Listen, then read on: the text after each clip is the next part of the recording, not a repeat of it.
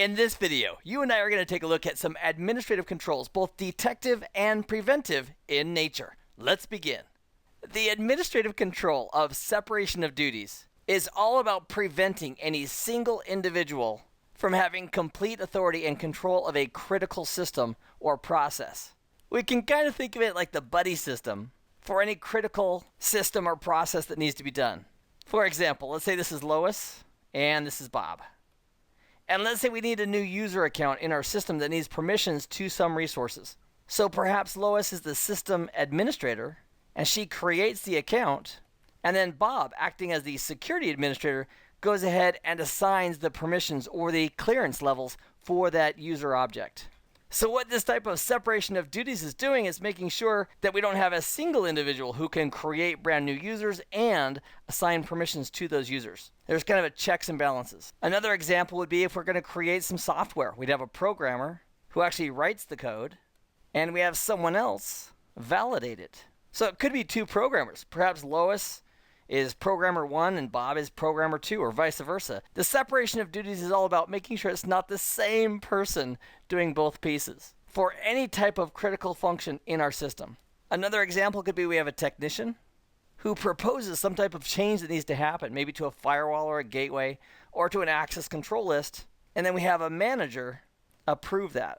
And that would be with the proper change control and documentation regarding why it's needed, when it's going to be done, what the rollback procedure is, and so forth. All of those details would need to be presented to that manager for his or her sign-off of that change. Another example could be in purchasing. We might have one individual, maybe it's Lois, who makes a purchase requisition saying we need to order something, and it's a different person, for example, Bob, who approves the purchase.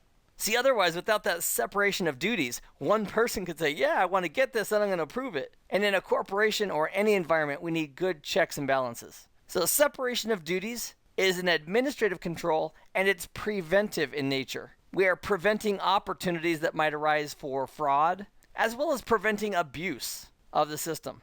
Another term that I've heard to refer to this is called two-man control. And you may have seen those movies where they have the missile that's going to fire off, and it takes two people, each with their keys, to turn the key in order for that missile to fire off. If either of those people do not turn the key, the missile doesn't go. And that's another example of separation of duties.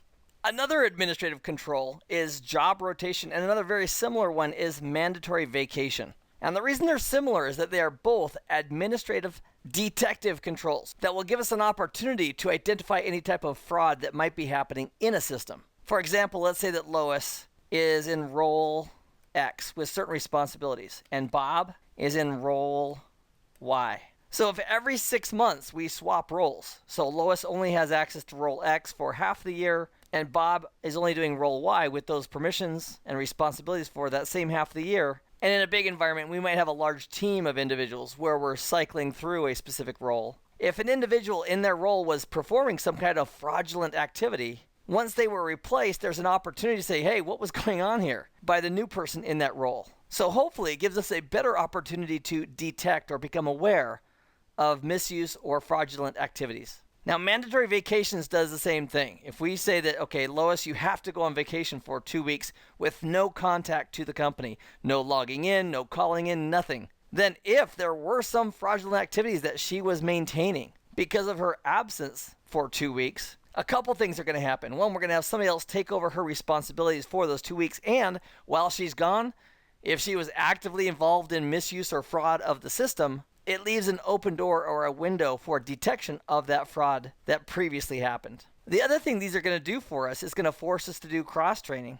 So if the cross-training has been done, we have a backup, if you will, for a specific human resource if that person is out of the picture. Hey, thanks for joining me in this video. I hope this has been informative for you, and I'd like to thank you for viewing.